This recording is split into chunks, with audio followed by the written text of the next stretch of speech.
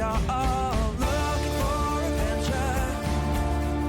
We are all looking for adventure. Well, welcome back to the Marriage Adventure Podcast. We're Daniel and Bonnie Hoover, and today we're talking about something that sounds romantic, but is actually much deeper than romance. Yeah, we're talking about how to make your spouse feel truly cherished.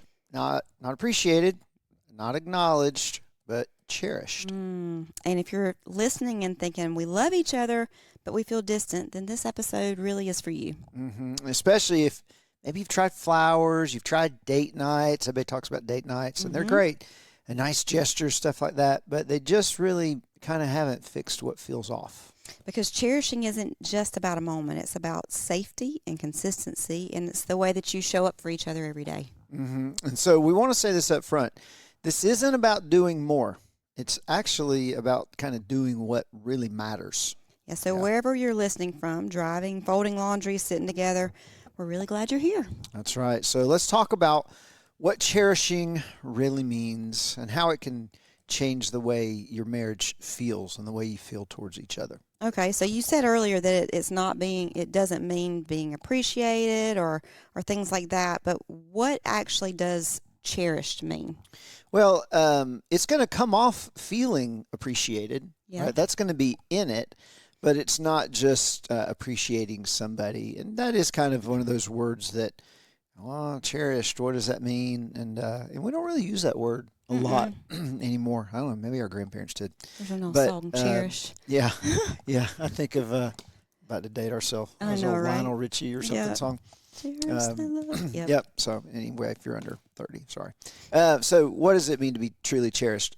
Really, it's kind of to be deeply valued, right? Intentionally protected and emotionally held with care. Treasured. Treasured. Yep, that's a great way to put it. It's not just appreciated or liked or needed. It is all those things, but it's kind of all those things wrapped up in a, with a bow on top. To be treasured. That's a good word. And so, really, at its core, cherishing kind of combines affection, attention, and commitment. So it's kind of all those things. I'll say that again. It combines affection, attention, and commitment. And so, I guess the question is, if we're talking about how to make your spouse feel cherished, which is really important in a marriage relationship, and sometimes you don't even realize it. You can't put your finger on it. What's off? What's not there? But when you feel cherished, you know it. Yeah. You feel it, right? Yeah. And so, it's Valentine's Day right around it. And so Valentine's Day is kind of the grand gesture day. Right? Right. If you haven't felt loved all year, well, here's a good day to put on the calendar. Right? Let me just show you today, this one day. And so that is the grand gesture day, and but grand gestures don't really equal emotional connection. Right. And so cherishing can't happen in a day, right? You can put Valentine's Day, but you can't put like Cherish Day, because cherishing isn't a one, you can't just, exactly. Wow, you made me feel cherished today, right? That happens over time and consistency, right? So cherishing kind of moves love from romance, which is good and it's important, to the deeper part of it, which is really responsibility, right? To affection, attention, commitment, all of that together. Well, I think that Valentine's Day is kind of more of that celebration of romantic love.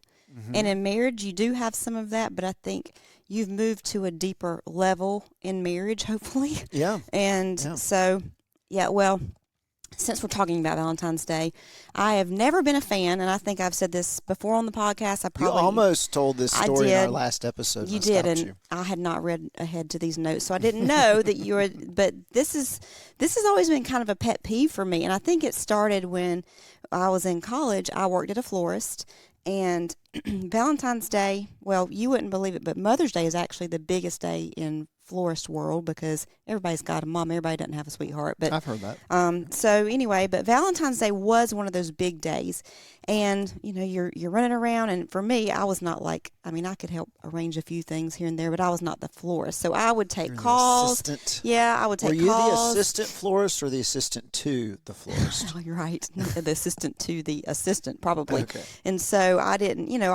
I could grab things out of the cooler, and I just made his life easier however he needed me to. I would take calls or whatever. Well, Valentine's Day was kind of ruined for me, like one of the years when I was taking phone calls, and I'll never forget, I got a phone call where it was a secretary, and well, no, there are two phone calls. One, secretaries were calling all day for their bosses saying, send this to my, to my employer's wife. And I'm like, oh, he couldn't even make the phone call himself. I was like, you got to be kidding me. That was irritating enough. But then one dude called and had flowers sent to not only his wife, but also his other sweetheart. Female. So his Yes. secretary called. Yeah. And sent flowers to his wife. No, and his girlfriend? that guy sent him to his wife and his girlfriend. But for the most my part, goodness. secretaries were making the calls, and so, All right, so let me ask you this. yeah. On the other side of that, for the good guys, Uh-huh. was there ever a guy that called and you were like, wow. Yeah, he I mean, stood, sure, I'm sure there was, but that's not what I walked away with. I was like a young college student, Yeah, like, yeah, oh, yeah. this is ridiculous. And it Yeah. just like, oh, it kind of put a bad taste in my mouth for Valentine's Day. And I was like, Sure. so I remember when we first got married and we were talking, our first Valentine's Day was rolling around. And yeah, that's right. We met in like We met like a couple months after. yeah, Valentine's Day. so met we like were April or May. engaged when our first Valentine's Day came around. Mm-hmm. And I was like, look, I'm not into Valentine's Day. Let's just not. I would rather you give me one rose spontaneously, romantically, just from your heart because you want to, rather than taking one day a year to make up for just all the times you didn't throughout the rest of the year. I was Yeah. like, just be good to me all year and let's just forego the Valentine obligation. Which two things. One, I was like, how did I get to be the lucky guy that got the girl that hates Valentine's Day? Right. But two, as a young kid, 20-something-year-old, that really reframed love for me, is that understanding that, because I'll say this. You're romantic, though. You were always the romantic I anyway. always like the big gestures, right? And but it was really good for me as a young kid to understand, hey, you know what? Consistency trumps intensity. And in this case, it was better to just kind of appreciate you, cherish you throughout the year instead of just one big day. So it's funny though, because we really never did Valentine's Day until Josie was born. Well, until Josie was old enough to realize what was Yes. going on. A toddler, 3 or 4 Yeah. years old. Yeah, because you looked at me and you said, they're going to grow up and they're not going to see their dad do anything for their mom on Valentine's Day and think I was a terrible dad. And a daughter needs to. A Yeah. daughter needs her daddy to do Valentine's Day, and so I did that until Josie got to be a teenager and said, "Please stop." So that's just kind of weird, Dad. It was sweet. She asked me out this year, so she's did. kind of gotten over that little hump of the Yes. embarrassing dad stuff. Yeah. So yes, one flower beats a dozen roses once a year, and I agree. So on the other side of this, we're going to dive into this core idea of cherishing and how that can really change your marriage relationship. Are you looking for a transformational investment in your marriage relationship? Well, whether you're simply looking to press the reset button, or you're heading into a new season of marriage, or maybe you need to process and debrief a particularly tough season, well, a marriage intensive could be the answer. These are private 3-day, all-inclusive intensives here at our farm retreat in the foothills of the North Georgia mountains. They include lodging, all meals, and 21 hours of coaching to help you and your spouse reconnect and strengthen your relationship. Well, if you're interested and you'd like more information, visit themarriageadventure.com/intensives. All right, so we're talking about how to cherish your spouse and what that can do for your marriage relationship. So let's dive into that idea and talk about cherishing and what is it and how you do it, and because it's kind of vague, kind of thing. Yeah. But cherishing really starts with protection. Mm-hmm. It starts with emotional safety, even before romance. Oh, yeah. And so we know that safety in a marriage relationship is probably one of the most important things. Obviously, physical safety, but relational, emotional, spiritual, all of that. Mm-hmm. And so that comes before romance, because and we've said this before, when safety's present, everything else opens up. Mm-hmm. And you can open up to romance. You can open up physically, emotionally, sexually, even spiritually to each other. But when safety's not there, you shut down and you guard and all of that. And so, Well, you think we talked about it. It's kind of feeling treasured. For me, the whole idea of, you protect what's valuable to you. You lock up and keep a protection and want to keep safe what's valuable to you. And so when I feel safe in our relationship and feel protected, it sends the message to me that I'm valuable to you. Yeah. And that I'm treasured. And so I think that's a huge piece of it, is the safety piece of knowing I'm safe with you emotionally, physically, all the things, because you're going to protect what's most valuable to you. And that makes me feel treasured. Yeah, your words, your tone, your timing, they all really just guard your spouse's heart. And you can't receive love if you don't feel safe. Right. So the very, basic understanding of how to cherish your spouse more is you've got to have emotional, relational safety in your marriage relationship. Well, and then I think it's important to understand that cherishing is a pattern that you develop in the marriage. It's not just that moment. You kind of said that earlier, but it is that consistency over intensity. It goes back to that idea of the one rose a month instead of the one big, dozen a year, because it's the little things over time that tell me that I'm valuable to you, that you're spending your time and your the way you talk to me and the way you treat me over time. It's that consistency rather than the, just the one big gesture. Yeah, there's a lot of times we might get the right action, but we get the wrong frequency, right? Meaning we'll do it once a day on Valentine's, or we'll do it on the birthday, or we'll do it on Christmas, or something like that. But there's got to be that consistency of protection and that kind of thing, over and over and over again. And so it's a pattern of protecting each other and showing each other how much you love each other by your affection, your attention. And we've talked about this before, putting the phone down, paying attention, your commitment to that person. When you have those times in the day, where you have some lull and you can connect. Yeah. And that makes your spouse feel cherished and protected and all of that. Well, and to that is those little moments. We all do have those little moments of the day that we're like okay, I've got a second. You know that you've got it, and this might hit a nerve. You know that you've got those extra times, because usually we don't try to connect with our spouse in that moment. We reach for our phone.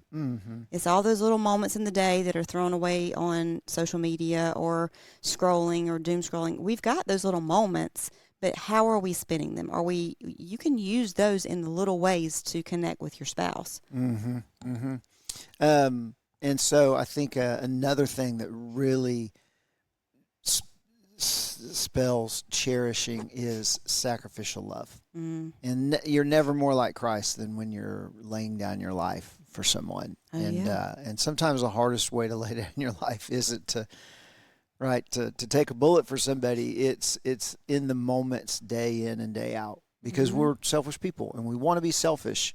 But when you choose your spouse over you, over your comfort, and you choose to get up and do that for them instead of them having to do that, or you just the little things, right? Oh, the dishwasher's there, or the clothes need to be changed, or something like that. Instead of in your mind saying, oh, I'll let them get that, or I'm tired, I don't have time, right? Most of those little things really take about 30 seconds. Yeah. I think I've mentioned this before. I timed myself on the dishwasher one time, and it took 2 minutes. Yeah. At a normal pace, right? Changing the clothes over, really just folding a load of clothes. Yeah. If you just take them out, even let's go to the worst, whites. right, with socks and underwear, right? You're talking probably 5 minutes. Yeah. And so it's when when you see, doing those little things is sacrificial love. Another way to exhibit sacrificial love is not always having to be right. Yeah. Or when you know you're right, and maybe you are, still allowing your spouse to have a voice, right, and not demeaning them in that. Yep. It's that sacrificial thing of saying it's just putting the other person ahead of yourself, even when it's not convenient, and it's following the pattern Christ set down for us. Yeah, he didn't choose us when it was comfortable. Oh no, for him. No, and in Ephesians 5 even talks about how husbands are to love their wives the way Christ loved the church, and that was he lay his life down. But I think even more even than the big thing, it is in the little things. It's I don't know too many husbands that wouldn't step in front of a bullet for their wife, but it's and women as well. We would lay down our lives for our husbands in a heartbeat, but are we doing it in the daily things that tell our spouse that we treasure them and that we go out a little bit out of our way to show them that we really care about them? It's interesting. We see in Scripture that Jesus really wrestled in the garden with going to the cross. That was not easy for him, and he wanted to do it from a mission standpoint, but he didn't want to do it. Sure. Right, and he sweat drops of blood. But you know what we don't see? Be really interesting if I think about it when we get to heaven or in eternity, and we have some time. Well, we will have because it's eternity. I'd be really interested to find out what was it like the leading up to you stepping out of heaven and stepping to earth. Yeah. Did you wrestle with it like that then? Yeah. Like, I really don't want to leave this place and leave my father and go to that filthy place and have to deal with those people. Yeah. What was that? What was that like? Was it? Did he wrestle with that? Did he sweat drops of blood for that? So that would be interesting. But that's what the kind of love we're asked to give. Yeah. Especially as husbands. Bonnie, why does that kind of love rebuild trust and closeness? It tells me that you love me at least as much as you love yourself, or at least as much as you love your convenience and your comfort and your doom scrolling or your comfort on the couch or your game or whatever, that you're willing to sacrifice in the little things. It just it shows that you treasure me. Yeah, it's Cherish. important. Cherish. So we want to hit 3 really simple, repeatable practices with you guys that can really help cherishes, I don't know, however you would say that word. Yeah. That can bring cherishing into your relationship. So what are a few of those? The first one, what do you think? Protect with your words. Yes. Protect with your words, which we kind of hit on. Safety over winning, right? Yep. And sometimes it's not just the words we say, it's how we say them. It's the tone, it's the volume, it's the edge, it's the facial expression, right? It's all of that, And so we really need to think about what we say, how we say, when we say, before we say. Well, and we're not always going to get that right, but I think there's also when we mess that up, it's the quickness to say, you know what, I'm sorry, I shouldn't have said that, and to own that we hurt the other person with our words. I think it's easy to say protect your words, but it's somewhere along the way, something's going to slip out that hurts our spouse. Yeah. But being quick to apologize and make them feel safe that, you know what, that's not what I really mean. Yeah, that's good. So that's the first one, protect with your words. What's something else, Bob? I think care with your attention. The way that you show attention to your spouse. Like, your presence actually communicates value. And we've said this before, that what means most to you, you're going to spend your time and your money on. And so if you're giving me your attention, then that makes me feel valued. It makes me feel like, okay, I'm important to you. But it's really hard to build safety in a relationship or to feel connected to a person when there's not quality time on some level. So this, I think, just making a practice of spending even small amounts of time together, that's super important. Life's busy, I get it, but being intentional about being intentional about the attention. Attention, yeah. Yes. My Yep. mom always said people do what they want to do. And so we Yeah. all make our choices to what we want to do. Yeah, we do. And if we want to spend money or we got time to do something, we'll figure out how to do it. We will. And so what would that mean to your spouse Mm-hmm. if rather than taking your attention and putting it on something else, Mm-hmm. you put it on them? Yeah. And that can really make them feel cherished. Mm-hmm. Another thing is it kind of goes along with that, kind of dovetails right into this, is show value through your prioritization. Mm-hmm. And it's just choosing each other daily. Yeah. Right. We have a million different things. And we use the excuse, oh, we're just so busy. And that's true. We are. But when your spouse kind of understands, I think we understand for the most part life's busy. Sure. You got and jobs, responsibilities. you got responsibilities, you got kids functions, you have all of that. That's usually forgivable unless you're over prioritizing work or kid stuff to a point where your spouse is like, okay, yeah, that's not not called healthy. for Yeah, sure. and not healthy. But for the most part, we're all pretty busy, and you have responsibilities. I think in the scope of that, what would really speak to your spouse love and make them feel cherished is when that's going on, when you do, like we said earlier, when you do have those pockets of time, you give it to them. And it goes back to the last thing of the attentiveness when you are present. Mm-hmm. It's like when you have made me a priority, it's not just, okay, we're together in the same room, but, phone's down, we're talking, or that intentional conversation, just saying, Mm-hmm. you've got my attention. Yeah. I'm here, I'm present. Yeah. It's morning. It's about to get crazy. The kids are about to get up. You got 10 minutes. Mm-hmm. What if a husband or a wife were to say, hey, I got your coffee. Sit down right here for a couple seconds. Yeah. Tell me what you got on your day. Mm-hmm. How can I pray for you? Yeah. And that right there, that would be Yes. way better than anything else. Well, and even in that, those kind of things, if you're doing it with the right heart, it doesn't have to be a logistics meeting. No. But it can mean, I care about what's going on in your life today. Yeah. Tell me how I can pray for you. That changes the whole intention behind it. Mm-hmm. Yep. Mm-hmm. That protection, I think that's huge in there. Yep. So those are three things. I'll repeat them in case you're taking notes. Protect with your words, care with your attention, and then show value through prioritization. So what begins to happen, Bon, when in your relationship when that cherishing returns, when these things begin to take place? Well, when I feel cherished by you and I know that I'm a priority and that you value me, it makes me turn towards you and feel safe and want to be more open towards you. It allows me to feel like, okay, I have an emotional connection. It increases that emotional connection just because feelings aren't everything, but and over time, the longer you're married, you're not going to have that romantic feeling all the time, but it does create this fondness, knowing he cares about me. I'm his. It's that we belong to each other feeling.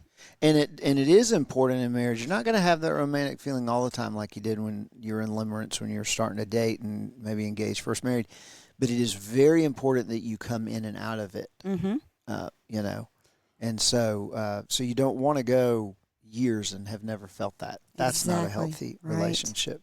So that's really good. I really think also that connection will begin to soften your heart for your spouse. Yes. Meaning there will be more grace there. Mm-hmm. There will be more compassion there, Mm-hmm. and so let's kind of use some terminology we've used in the past in past episodes. It's going to put you on a positive sentiment Yes. override with your spouse or a positive default rather than a negative default. Mm-hmm. So when your spouse feels cherished and you feel cherished by your spouse, you're going to have a softened heart towards them, that when life is crazy or they can't, whatever, or they do make a mistake, you're going to be more apt to show them grace, or they're going to be more apt to show you grace and take more of a positive default, even, in negative things. Well, and that does, along those lines, when your heart's more softened towards each other, it does kind of begin to set the stage for that romance to be there, to be present again. It doesn't feel as forced, like, okay, we got to schedule this, or we need to try to make romance happen.